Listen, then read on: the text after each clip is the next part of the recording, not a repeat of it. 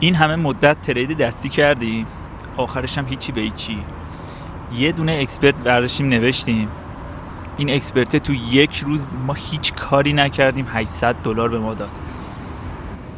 خیلی واقعا جالبه این همه بدبختی آدم بکشه، آخرش مثلا یه کد بیاد بعد این همه مدت بگی چرا تا الان ننوشتیم.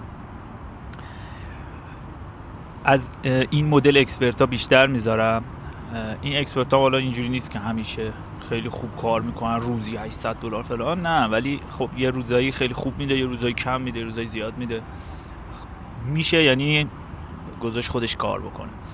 ما تو پیجمون از این موارد خیلی نشون میدیم، اکسپرت ها رو نشون میدیم، چون ما یه تیمی هستیم که الان تریدرهای مختلف دارن با همون کار میکنن.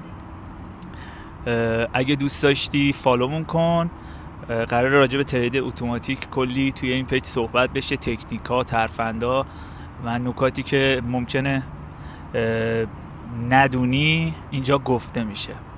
دمتون گرم.